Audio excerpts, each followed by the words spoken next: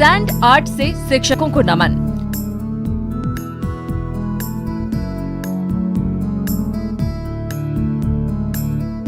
हर कोई 5 सितंबर शिक्षक दिवस पर गुरुओं को याद करता है, तो फिर सैंड आर्टिस्ट अजय कहां पीछे रहने वाले थे। चंदन कियारी के सैंड आर्टिस्ट अजय शंकर महतो ने दामोदर नदी घाट पर सैंड आर्ट बनाया, जिसमें महान शिक्षाविद डॉक्टर सर्वपल्ली राधाकृष्णन की कलाकृति बनाई।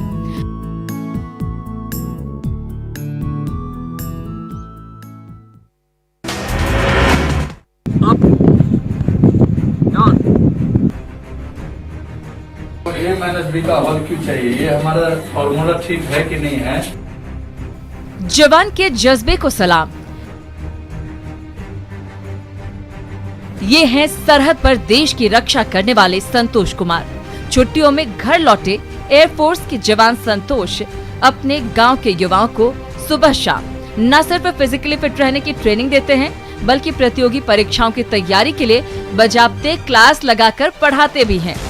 दिल्ली में एयरफोर्स में कार्यरत संतोष कुमार मानते हैं कि युवाओं को सही राह दिखाने और तराशने की जरूरत है, ताकि वो भी जिंदगी में कामयाबी हासिल कर सकें। संतोष का कहना है कि हमारा समाज या गांव तभी आगे बढ़ेगा जब लोगों में कुछ कर दिखाने की ललक होगी, और यही वजह है कि जब भी वो अपने गांव लौटते हैं तो यहाँ के युवाओं को कुछ अच्छा करने के लिए प्रेरित करने के साथ ही प्रतियोगी परीक्षाओं की तैयारी के टिप्स भी देते हैं। कंपटीशन की तैयारी कर रहे हैं, जो आर्मी की तैयारी कर रहे हैं, उसको फिजिकल ट्रेनिंग भी दे रहा हूँ, और इधर इन लोगों के लिए रिटेन क्लास भी मैं चला रहा हूँ।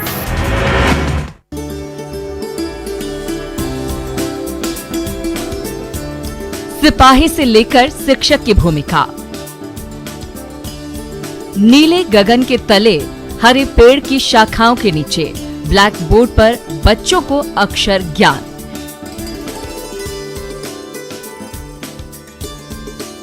जी हाँ, यह है कटिहार के ललियाही निवासी श्याम पासवान।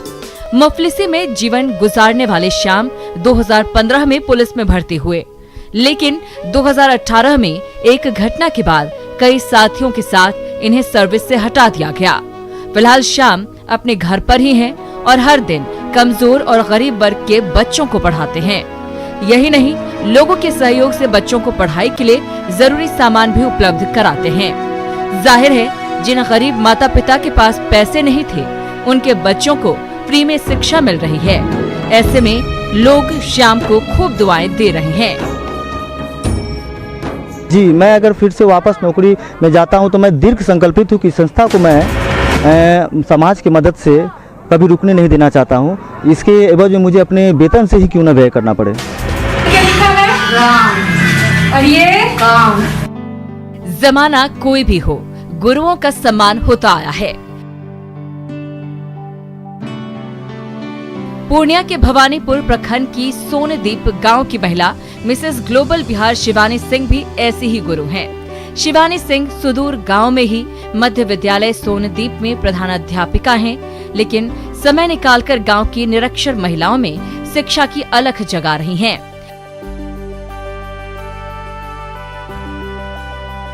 शिवानी सिंह ने माताओं की पाठशाला खोली है, जिसमें सुबह शाम महिलाओं को शिक्षा दी जाती है। साथ ही उन्हें अधिकारों और योजनाओं की जानकारी भी दी जाती है। उद्देश्य है कि महिलाएं कहीं ठगी ना जाएं। जो भी जितनी भी योजना चलाई जा रही है, तो उन सब चीजों के बारे में, उनके क्या राइट्स हैं और वो उनको एजुकेशन लेने से उनको क्या लाभ होगा, बिना एजुकेशन लेने से उनको क्या हानि हो सकती है उनके लाइफ में, इन सब चीजों के बारे में मैं उन्हें अवेयर करती हूँ।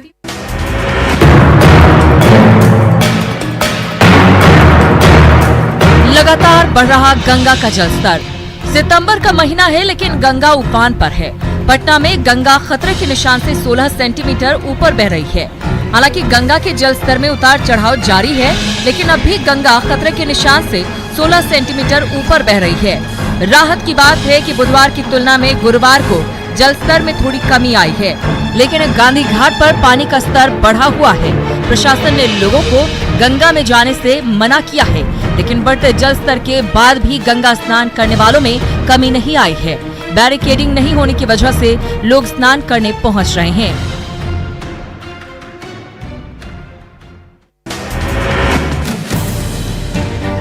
दानापुर में गंगा का विकराल रूप, अटखेलियां करती गंगा की लहरें और लहरों के बीच बल खाती नाव। ये तस्वीरें हैं दानापुर की, जहां गंगा उफान पर है, लेकिन जल स्तर में वृद्धि के बावजूद नाव का परिचालन जारी है। छोटी नाव की बात कौन कहे, बड़ी नाव के नाविक भी गंगा पार करने में परेशानी का सामना कर रहे हैं। कई नाव में 2 इंजन लगाए गए हैं। खतरे के बीच नाव परिचालन को लेकर पूछने पर कहते हैं कि करें तो क्या करें, छोटे बड़े हर काम के लिए दियारा से पटना आना पड़ता है और फिर बरसात में नाव ही एकमात्र सहारा है।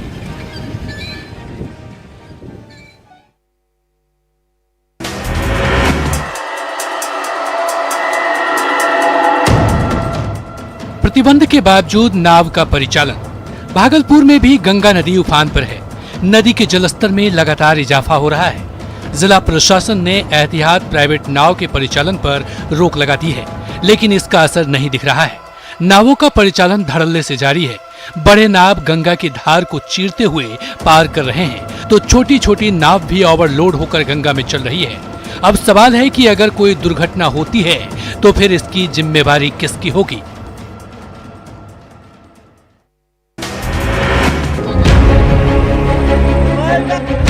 खगड़िया में खत्म नहीं हुई परेशानी। खगड़िया में भी गंगा नदी खतरे के निशान से ऊपर है। कई इलाकों में 1 महीने से ज्यादा समय से पानी भरा है। सबसे ज्यादा परेशानी सदर प्रखंड के 5 पंचायतों के लोगों को उठानी पड़ रही है। ऊपर से प्रशासन की तरफ से अभी तक नाव भी उपलब्ध नहीं कराई गई है, जिसके कारण लोग खुद से नाव का जुगाड़ कर जरूरी काम निपटा रहे हैं। रहीमपुर घाट पर नाविक छोटी छोटी नाव से लोगों को इस पार से उस पार पहुंचाते हैं, जिसके लिए गांव वालों को किराया चुकाना पड़ता है। प्रशासनिक मदद नहीं मिलने से लोगों में नाराजगी देखी जा रही है।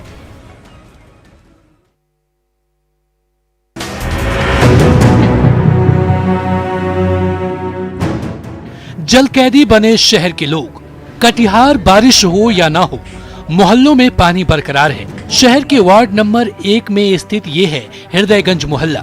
यहाँ लगभग 200 घर बने हैं, लेकिन सारे लोग जल कैदी का जीवन जी रहे हैं। घरों के बाहर निकलते ही पानी है। घर से निकलने के लिए कई लोगों ने जुगाड़ से चचड़े पुल बनाया हुआ है। कई दिनों से पानी के जमा होने से बीमारी का खतरा बना हुआ है, लेकिन ना तो नगर निगम ध्यान दे रहा है और ना ही कोई जनप्रतिनिधि लोगों का हाल जानने पहुंचा है। किसी ने जल निकासी के लिए मोटर या पाइप का इंतजाम किया, लेकिन वो भी नाकाफी साबित हो रहा है।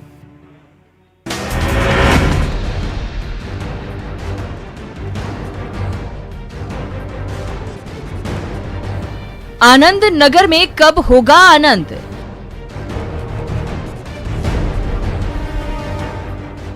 मुजफ्फरपुर में बारिश की रफ्तार एक पखवाड़े से थम गई है। कई इलाकों से पानी भी निकल गया है, लेकिन शहर से सटे एक बड़े इलाके के लोग अब भी जल कैदी का जीवन जी रहे हैं। पूरा मोहल्ला पानी से भरा हुआ है। कई दिनों से जल जमाव के कारण लोगों को बीमारी फैलने की आशंका सता रही है। लोगों को आवागमन में भी काफी दिक्कतों का सामना करना पड़ रहा है। बहुत जरूरी हो तभी लोग घरों से निकल रहे हैं। यहाँ के लोगों की शिकायत है कि प्रशासन इस पर कोई ध्यान नहीं दे रहा। जो सरकार हमारा निदान निकालने के लिए सोचना चाहिए, मगर वो लोग कोई नहीं सोच रहे हैं। पानी में बदबू आ रहा है, जनता बीमार होने वाला है। कुछ ऐसा बीमारी होगा, जनता जो है से हंगामा करे।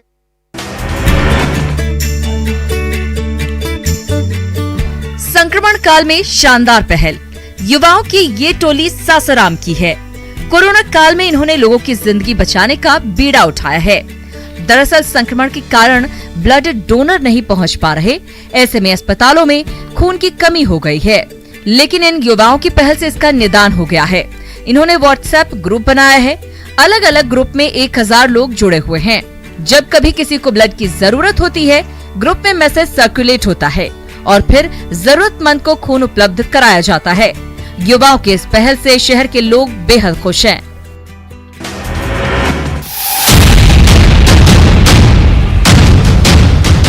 एक तरफ पूरा विश्व कोरोना की जंग लड़ रहा है। जाहिर है जांच के लिए भारी मात्रा में टेस्ट किट की जरूरत है। ऐसे में पूर्णिया निवासी वैज्ञानिक डॉक्टर अभिनव श्रेष्ठ की पहल राहत देने वाली है।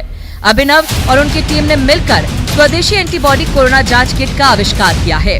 अभिनव बताते हैं कि ICMR ने भी इसे अप्रूव कर दिया है। खास बात यह है कि इससे पोस्ट कोरोना से लेकर वर्तमान में कोरोना पॉजिटिव मरीजों का पता चल पाएगा। अभिनव फिलहाल दिल्ली में एक संस्था के लिए काम करते हैं। हम लोगों ने पूरी तरह से स्वदेशी एंटीबॉडी डिटेक्शन किट डेवलप किया है।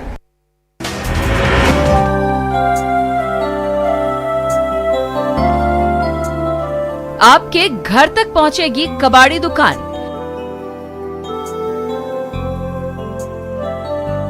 यदि आपके घर में कबाड़ है और आप उसे बेचने के लिए परेशान हैं, तो अब चिंता नहीं है। गूगल प्ले स्टोर पर जाइए और वहां से netkabadi.com एप्लीकेशन डाउनलोड कर लीजिए।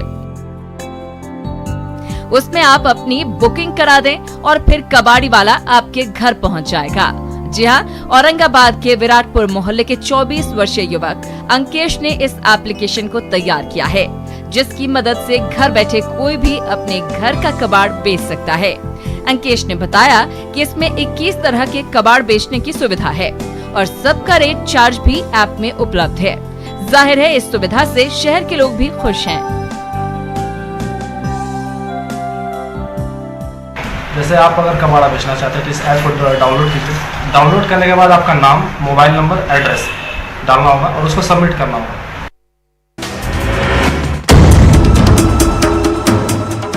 हाथी का दांत बना जल मीनार। मुंगेर के जमालपुर में तड़क भड़क के साथ जल मीनार का निर्माण कराया गया। 2011 में योजना में 29 करोड़ रुपए खर्च किए गए, लेकिन 9 साल होते होते पेयजल आपूर्ति योजना ने दम तोड़ दिया और शहर के लोग पानी के लिए तरसते रह गए। हाल ये है कि जगह जगह जो कल थे उनकी भी मरम्मती नहीं कराई गई और अब जलापूर्ति भी बाधित है। पैसे वाले लोग तो समरसेबल लगाकर अपने घरों की छतों पर पानी पहुंचा रहे हैं, लेकिन गरीबों की परेशानी बढ़ गई है। पानी हर चौक चौराहे छोटा छोटा नल एकदम बाग की तरह रहता था, उससे पानी गिरते रहता था। मगर आज क्या है, आज तो पानी जो है ना, हमको लगता है 1 किलोमीटर दूर 2 किलोमीटर दूर से पानी लाया जाता है।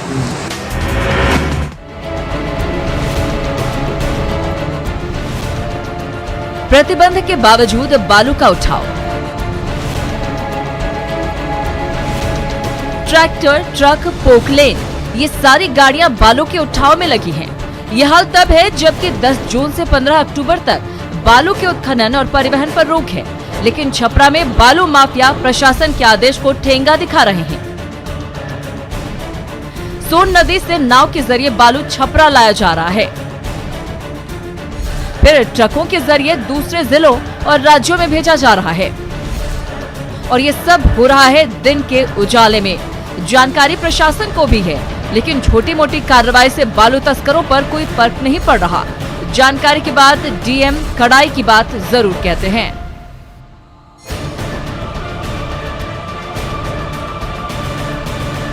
यहाँ अवैध बालू का डंप करना चाह रहा है या उसका परिवहन करना चाह रहा है, तो उसमें हम लोग कड़ी कार्रवाई कर सकें। ये हम लोग कल से ही इसमें प्लान बना करके अगले 10-15 दिनों तक लगातार इसमें हम लोग कार्रवाई करेंगे।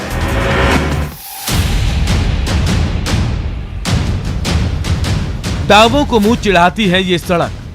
जरा इस सड़क को देखिए, कहीं ऑटो पलटा है तो कहीं हिचकोले खाती गाड़ी चल रही है। सड़कों को लेकर बड़े बड़े दावे किए जाते हैं, लेकिन भागलपुर से झारखंड को जोड़ने वाली ये सड़क दावों को मुंह चिढ़ाती है। सड़क में गड्ढे हैं या गड्ढों में सड़क, पता ही नहीं चलता। भागलपुर से कहलगांव के 30 किलोमीटर की दूरी तय करने में 5 से 6 घंटे का वक्त लगता है और इसमें भी कोई गारंटी नहीं कि आप सही सलामत पहुंच जाए। ये हाल तब है जब झारखंड से बालू और चिप्स लेकर हजारों ट्रक इस सड़क से हर दिन गुजरते हैं। खराब सड़क की वजह से 24 घंटे जाम से सामना करना पड़ता है, सो अलग।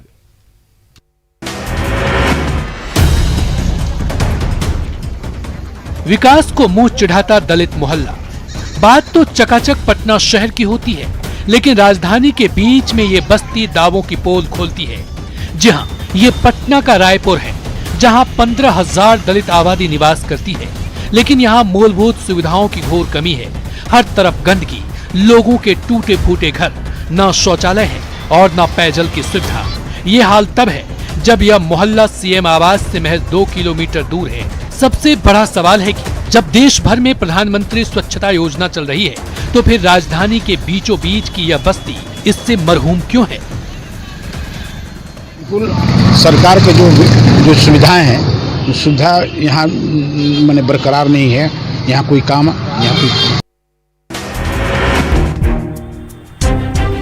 गांधी सेतु पर हर दिन लगता है जाम। कार्य प्रगति हेतु रास्ता बंद है।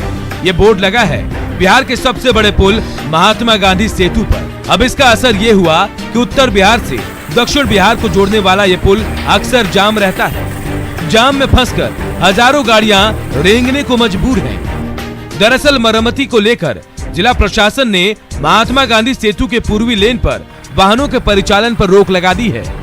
ऐसे में नवनिर्मित पश्चिमी लेन पर वाहनों का दबाव बढ़ गया है।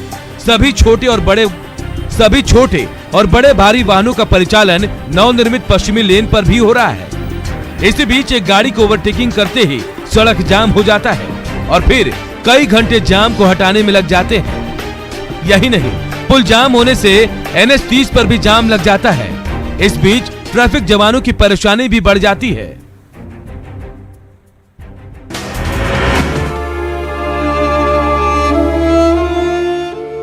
हाथ में सेना का मेडल दिखाते ये है पूर्व सैनिक पवन कुमार।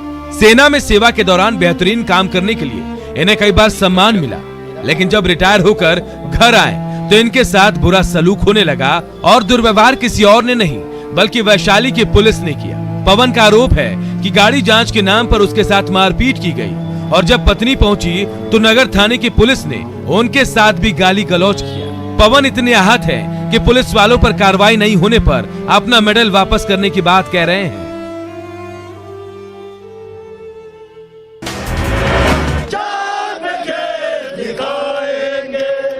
तिब्बतियों ने भरा एसएसएफ के जवानों में जोश। ये तस्वीरें जोश भरने वाली है।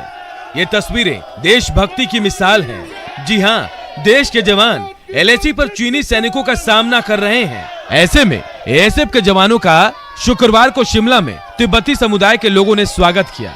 दरअसल इन जवानों का स्वागत तब किया गया जब वो हिमाचल प्रदेश की सीमा पर तैनात होने के लिए यहाँ से गुजर रहे थे, जहाँ तिब्बती समुदाय के लोग पहले से मौजूद थे। लोगों का जोश देखकर जवान भी रुक गए और उनका अभिवादन खुले मन से स्वीकार किया। जवानों का स्वागत करने के दौरान तिब्बती समुदाय के लोग तिरंगा लहराते दिखे और भारत माता की जय के नारे भी लगाते रहे।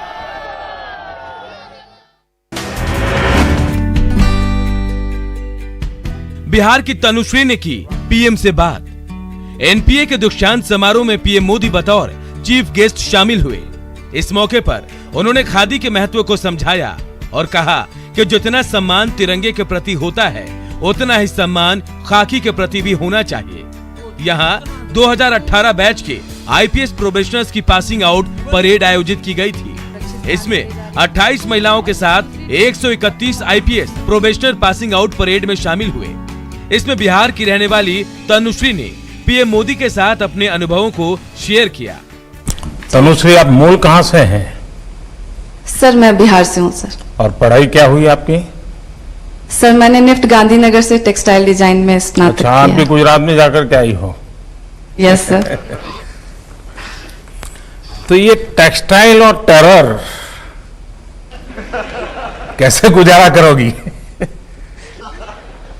सर ट्रेनिंग अच्छी मिली है सर, कर लूंगी।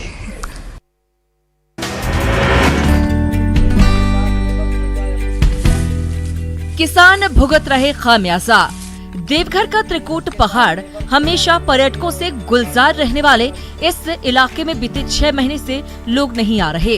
पर्यटकों के सहारे यहाँ पर रहे बंदर अब गांव का रुख कर रहे हैं और फिर आसपास की फसलों का नुकसान कर रहे हैं। एक तरफ भोजन नहीं मिलने से बंदर परेशान हैं, तो दूसरी तरफ फसल का नुकसान होने से किसान। ऐसे में जरूरत है कि जब कोरोना बंदी है तो बंदरों को भोजन उपलब्ध करवाया जाए ताकि वो गांव की ओर नहीं लौटे।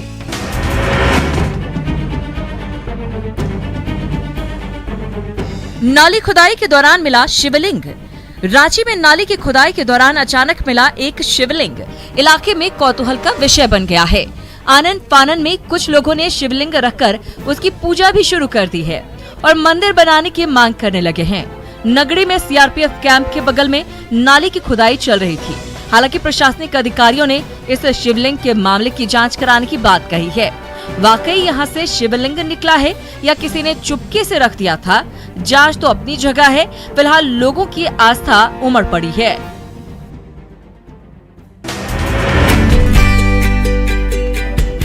लेजर सिस्टम से पिंडदान की जानकारी। गया के ब्रह्मस्त्र सरोवर में लाइट एंड साउंड की व्यवस्था की जा रही है। इसके तहत लेजर लाइट के जरिए पिंडदान की परंपरा और उसके महत्व को दिखाया जाएगा। साथ ही भगवान बुद्ध को गया आगमन और ज्ञान प्राप्ति की कहानी भी दिखाई जाएगी। इसके लिए निगम ने 5 करोड़ रुपए की व्यवस्था की है। दर्शकों के बैठने के लिए सरोवर के किनारे कुर्सी भी लगाई जाएगी। शुक्रवार को योजना की शुरुआत की गई। हेरिटेज सिटी योजना के तहत केंद्र सरकार ने हाल ही में इस सरोवर का सौंदर्यीकरण किया गया है।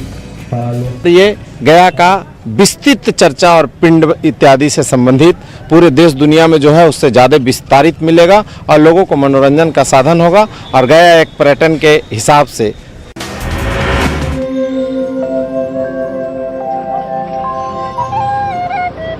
बांसुरी से मधुर आवाज निकालते इन कारीगरों की जिंदगी बदहाल है। कोरोना काल ने मानव चेहरे से खुशी छीन ली है। भट्टियां जल रही हैं, बांसुरी तैयार किए जा रहे हैं, लेकिन बिक्री नहीं होने से स्टॉक बढ़ता जा रहा है। पर्व त्योहार और मेले का आयोजन हो नहीं रहा तो बांसुरी खरीदेगा कौन? सीतामढ़ी के चंडीहा गांव में रहने वाले ऐसे 100 से ज्यादा परिवार हैं जो बांसुरी बनाकर बेचते हैं, लेकिन कोरोना की वजह से इनकी जिंदगी बेरंग हो गई है।